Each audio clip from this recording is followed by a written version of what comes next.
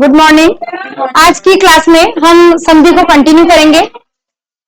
मैंने आपको संधि, संयोग वगैरह और उसके बाद उनकी भेद वगैरह बताए, जिसमें स्वर संधि पे की हम चर्चा कर रहे थे। स्वर संधि में हमने कौन कौन सी संधि पढ़ ली, उसके भेदों में हमने पढ़ी। सबसे पहली दीर्घ संधि पढ़ी, उसके बाद गुण संधि पढ़ी, उसके बाद वृद्धि संधि आ गई। अब जो है यण संधि और अयादि संधि, इसके दो भेद बचे हैं, उनकी चर्चा हम आज की क्लास में करेंगे।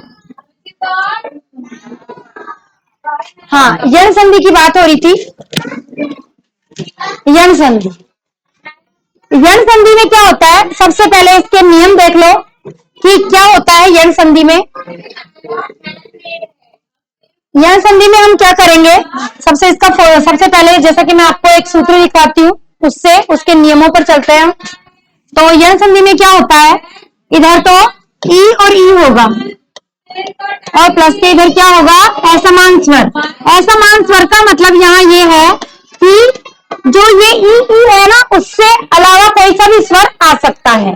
असमान स्वर मिलके क्या बनाएगा, वो यह बनाएगा, यह बनाएगा।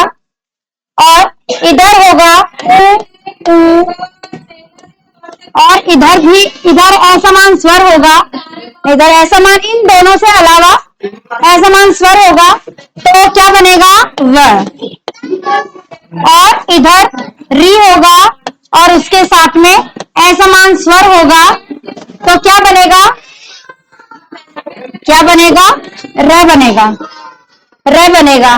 ठीक है, ये इसका पूरा फॉर्मूला है। बस इससे ही आपको पूरी ये यण संधि इसी पे डिपेंड है। एक मेन जो बात है बताने वाली वो ये है कि इसमें एक नोट लगा के लिख लो आप लोग, ये फॉर्मूला लिख लो और एक स्टार बना के लिख लो। क्या लिखोगे, स्टार बना के लिख लो कि य, व और र से पहले हमेशा आधा वर्ण आया तो वो किसकी पहचान है, यण संधि की पहचान है। मतलब ये व र आएंगे ना, इनसे जस्ट पहले आधा वर्ण आएगा, क्योंकि ये जब जो संधि है ये अपने वाले पहले वाले को आधा कर देती है। जहां ये व र आएंगे उससे पहले आधा वर्ण हो जाएगा। कैसे, वो हम बात करते हैं। हाँ, पहले ये स्टार लगा के तो लिख लो। क्या लिखना है, य व र से तुरंत पहले क्या आएगा, आधा वर्ण आएगा। क्या आएगा, आधा वर्ण आएगा।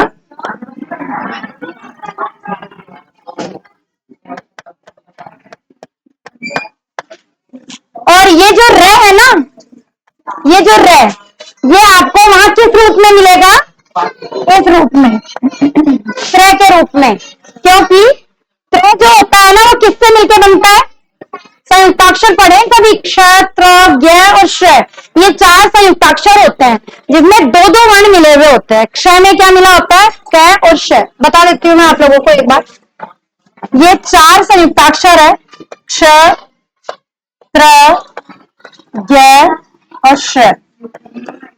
इनको क्या कहते हैं, संयुक्ताक्षर। ये चार ही है जो संयुक्त अक्षर दो से मिलकर बने हैं। किससे, क्ष किससे मिलकर बनता है, क और श से मिलकर बनता है। क और श से मिलकर बनता है क्ष, त्र मिलकर बनता है त और र से मिलकर बनता है त्र, ज मिलकर बनता है ज और य से मिलकर बनता है ये, और श बनता है श और र से मिलकर बनता है श। ये चार संयुक्ताक्षर है हमारे हिंदी में, जो कि चार के मेल से बनते हैं। इसको लिख देती हूं मैं यहाँ पर कि ये क्या है, संयुक्ताक्षर। इनको क्या कहते हैं, संयुक्ताक्षर। अब आप देख सकते हो। तो अब इसमें जो है हम उदाहरण की तरफ बढ़ेंगे।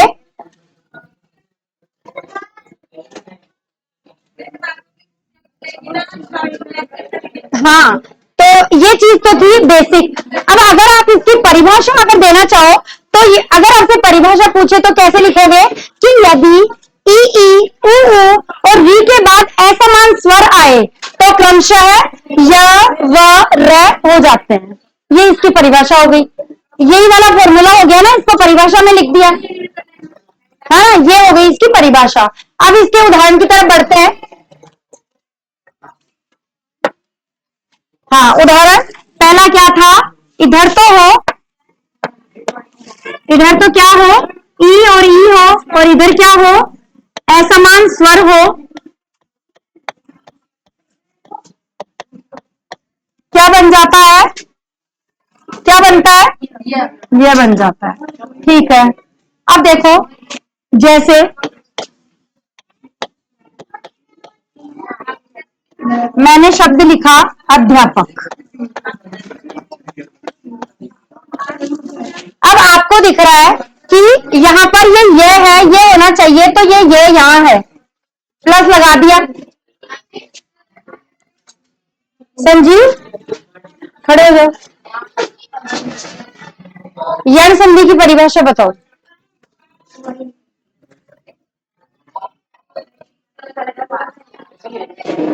हाँ, वेरी गुड। जैसा कि संजीव ने बताया कि ई और असमान मिलके क्या बनते हैं, असमान स्वर बनके ये। उसके बाद ऊ और असमान स्वर मिलके क्या बनता है, व। और ऋषि वाला री और असमान स्वर मिलके क्या बनता है, र। अब देखो, इसमें मैं पहचान करना बता रही हूं कि कैसे आप पहचानोगे कि यण संधि है, या शब्द देके आपको पूछ ले कि इसका कौन सा संधि विच्छेद सही है, तो कैसे करोगे आप संधि विच्छेद। यहां जहां पर आपके ये मिलके क्या बन रहा है, ये, तो ये के नीचे प्लस का साइन आ गया। अब इस फॉर्मूले को यहां लगाएंगे, तो इधर तो क्या आना चाहिए, प्लस के ई या ई आना चाहिए, छोटा ई या बड़ा ई, तो मैं यहाँ ए लिखूंगी। अब जो ये आधा है ना, इसको मैं पूरा करूंगी, ये तो हो जाएगा पूरा। अब इसमें मात्रा किसकी लग जाएगी, ई या ई में से लगेगी। अगर मैं छोटी लगाऊं तो ये अधि होता है ना, अधीन थोड़ी होता है, अधि छोटा जो है, ये क्या है, एक उपसर्ग भी है अधि, तो यहाँ पर अधि लग गया। फिर इधर ये जो ये था ना, इसका इधर हो गया, असमान स्वर आएगा इधर, इसका मतलब यहाँ क्या आएगा, इस ई के अलावा स्वर आएगा। अब इसमें से क्या निकल रहा है, आ निकल रहा है, तो आ, प और क हो गया। अब अगर इस तरह से, ये तो हो गया संधि विच्छेद। अब इस तरह से आ जाए, संधि विच्छेद दिया हुआ आ जाए और पूछे कि इसका संधि युक्त करो इसको, तो कैसे करोगे, इसमें से क्या निकल रहा है, और इधर आ, और मतलब असमान स्वर है, तो ई और असमान स्वर मिलके क्या बनाएंगे, यह बनाएंगे। अब यहाँ पर और ध में से क्या निकल गया, ई, तो क्या बना,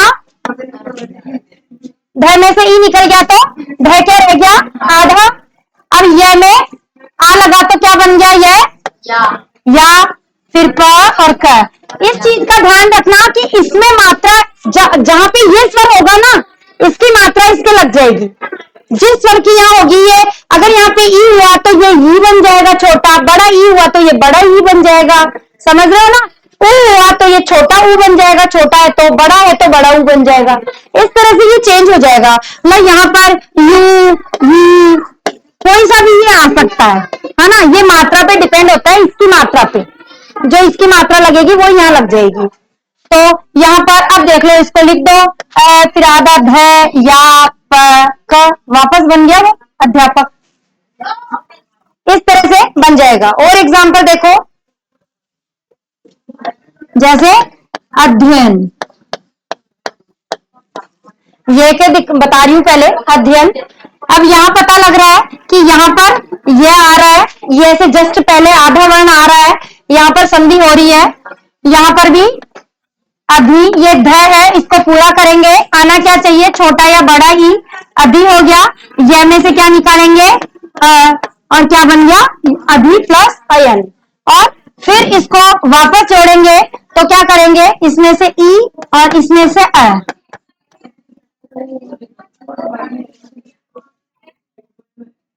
और फिर क्या बन जाएगा, दोनों मिला के यह बन जाएगा।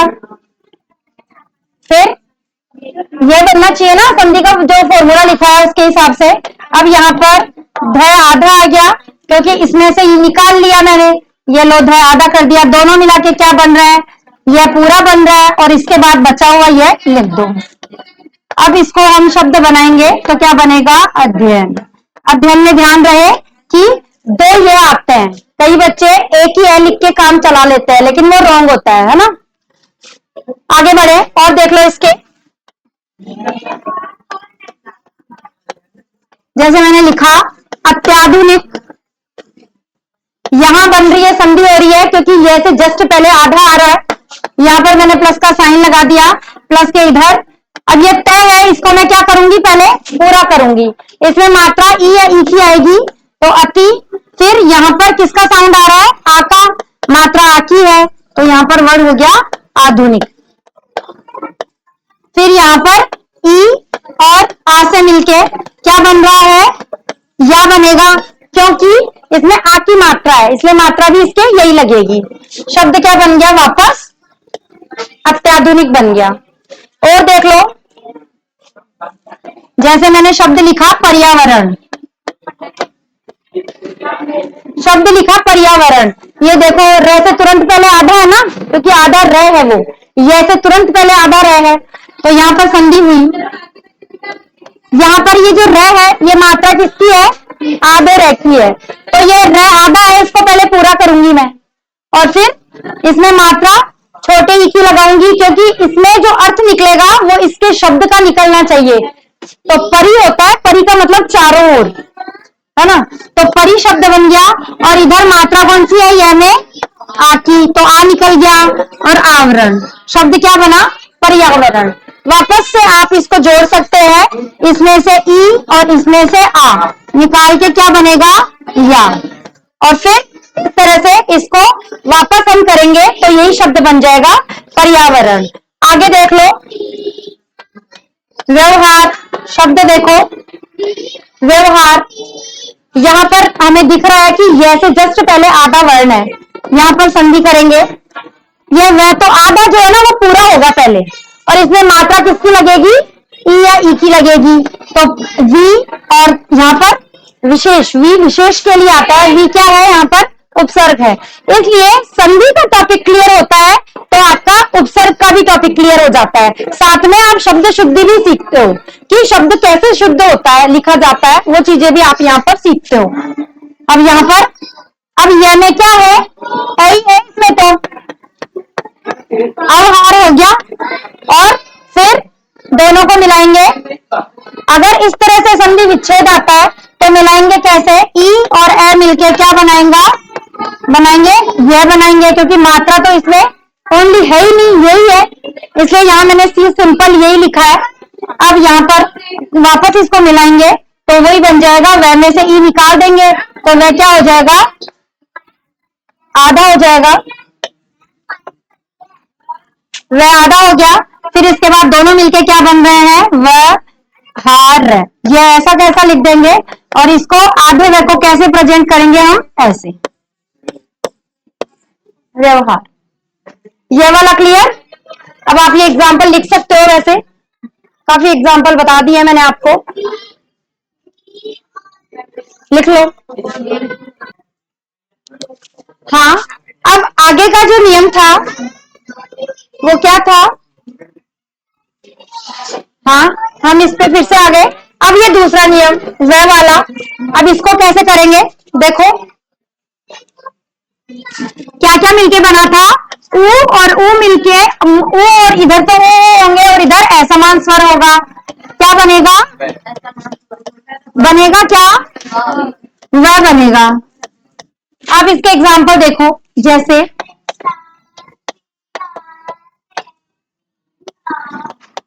स्वस्ति,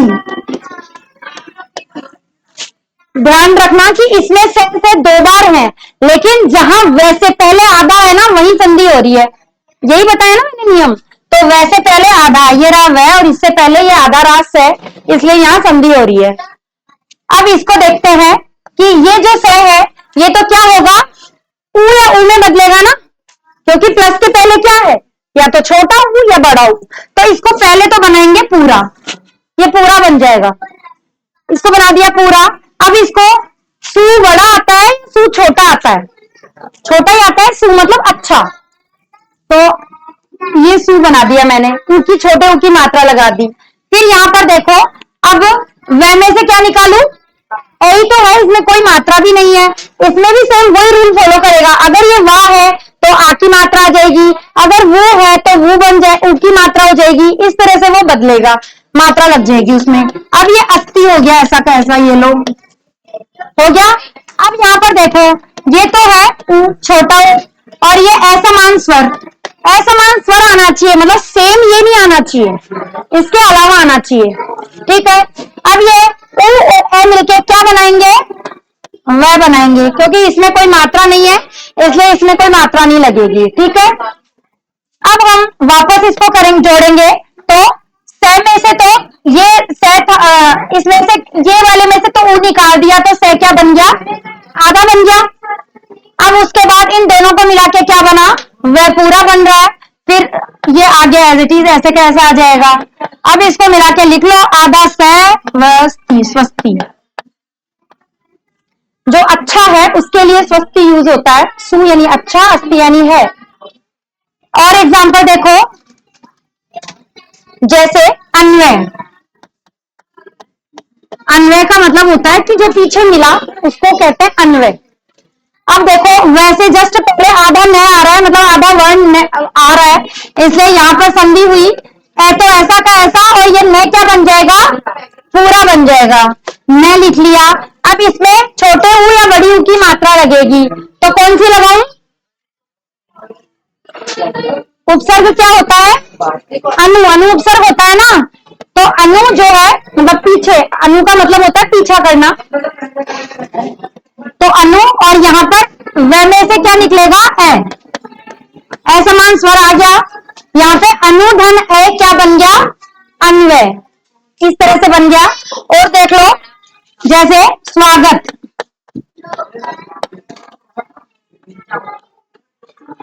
यहां पर ये व के पहले आधा वर्ण है, संधि यहां हो रही है। इस स को पहले बनाऊंगी पूरा, उसके बाद मात्रा लगाऊंगी ऊ या ऊ की, तो सु छोटा ही होता है, सु यानी अच्छा। और यहां पर आ निकालूंगी इसमें से, वह में से तो आगत, आगत, स्वागत। और इसको फिर से मिलाएंगे, इसमें से छोटा ऊ, इसमें से आ, और छोटा ऊ और आ मिलके क्या बनेगा? वा बनेगा, क्योंकि वह में मात्रा किसकी लगानी है? इस वाले वर्ण की लगानी है। तो यहाँ पर आ की मात्रा है, तो वा बनेगा, और वा से फिर वापस उसको जोड़ेंगे, तो ये स आधा हो जाएगा, और दोनों को मिला के क्या बना? वा। तो फिर वा लिखेंगे उसमें, और ग तक, तो स्वागत वापस शब्द बन गया। और एग्जाम्पल लिखना चाहो तो लिख लो, जैसे धात्विक, यानी धातु की, मेटल की जो चीज बनी हुई होती है उसके लिए हिंदी शब्द यूज करते हैं धात्विक। एक प्रत्यय है इसमें। यहां पर देखो, यहां पर वे आधा आ रहा है, यहां पर संधि हो रही है, ये प्लस का साइन मैंने लगा दिया। उसके बाद इधर लिखूंगी, पहले धातु ऐसा का ऐसा लिख दूंगी। तय है, तय पहले पूरा करूंगी उसको, उसके बाद मात्रा लगाऊंगी। तो धातु छोटी होती है कि धातु बड़ा होता है? छोटी। तो यहाँ पर धातु, ये अगर आपको शब्द अच्छे से आएंगे लिखना तो आपकी कहीं गलती नहीं होगी, और शब्द शुद्धि भी साथ में होती जा रही है। धातु, और फिर इधर व में से क्या निकालू? ई निकल रहा है। कौन सा वाला? छोटा। और ये क। अब ऐसे भी आपको प्रत्यय भी हो रहा है कि धातु में इक प्रत्यय लगा है और शब्द क्या बना है? धात्विक बना है। तो प्रत्यय भी हो रहे हैं, कई उपसर्ग भी हो रहे हैं, उधर अनु उपसर्ग हो गया, तो इससे उपसर्ग प्रत्यय भी जुड़े हुए हैं, तो वो चीजें भी आपकी क्लियर यहाँ हो जाएगी। अब वापस इसको जोड़ो तो कैसे? ये तो छोटा हूं, और इधर ई मिला के क्या बनाएंगे? क्या बनाएंगे? वे बना रहे ना, तो वे कौन सा? कौन सा वे? ओ सॉरी, मैंने यहाँ मात्रा गलत लगाई है। कौन सा वे? मात्रा कौन सी लगाऊं इसमें? मात्रा कौन सी लगाऊं? इसकी लगाऊंगी ना, तो कौन सी लगाऊंगी? ई की। तो मात्रा यहाँ पर भी वही लगेगी। फिर ये अपने आप बन गया ना, इसकी मात्रा इसके लगेगी, तो ये बन गया।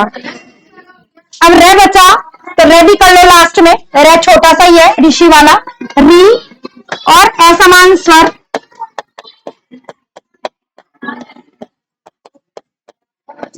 री और असमान स्वर मिलके क्या बना? र बना, है ना। अब जैसे मैंने शब्द लिखा पित्राज्ञा, देखो पित्राज्ञा त्र किससे मिलके बना है? त और र से मिलके बना है। तो यहां पर इसको कैसे तोड़ेंगे? यहां पर संधि हो रही है, ये यहां पर भी सेम चलेगा। अगर मात्रा आ की है तो रा बन जाएगा, ई की है तो री बन जाएगा, सेम वही चलेगा। तो यहां पर ये यहां पर लिख दिया मैंने ही। अब यहां पर इधर क्या होना चाहिए? प्लस के क्या होना चाहिए? क्या है इस नियम में? ऋष ऋषि, इसलिए यहां पर त में क्या लगाऊंगी? ऋष ऋषि की मात्रा लगाऊंगी, पित्र, और इधर आज्ञा। अब देखो यहां पर असमान स्वर भी हो गया आ, यहां पर री भी आ गया, ये मात्रा री की होती है। तो री और असमान स्वर मिलके क्या बनेगा? र बनेगा। तो यहां पर तो रा बनेगा, क्योंकि क्योंकि इसमें क्या क्यों बनेगा रा? क्योंकि इसमें आ की मात्रा है। तो इसको वापस जोड़ेंगे तो ये तो री निकल गया इसमें से, और इधर आ गया, मिलके क्या बनना है? वो रा बनना है। अब यहां पर देखो तो क्या हो गया? आधा, और इसमें रा बन गया और ज्या हो ही गया। अब जब आधा तय और र मैंने मिलके क्या बताया था आपको? क्या बनता है? त्रा बनेगा ना, र मिलके त्र बनेगा। तो यहां पर शब्द क्या बन जाएगा? पित्राज्ञा। ऐसे ही दो तीन शब्द और दे देती हूँ, आप सेल्फ जो है क्या करना? प्रैक्टिस करना। लिख लो, मात्रानंद लिखो, हाँ, मातृच्छा लिखो, माता की इच्छा, मातृच्छा हो गया। पितृपदेश, पिता का उपदेश। बस इसमें आपको करना कुछ नहीं है, मात्रा के हिसाब से मात्रा लगा देनी है और शब्द बन जाएगा। अब यहाँ ऊ की है तो ऊ की मात्रा लग जाएगी, पितृधन उपदेश हो जाएगा ना। तो इस तरह से ये जो शब्द है आप इनको करने की कोशिश करना, और अगर फिर भी नहीं आए तो कमेंट बॉक्स में लिखना, जो नहीं आता है मैं उसका सॉल्यूशन भेज दूंगी। धन्यवाद।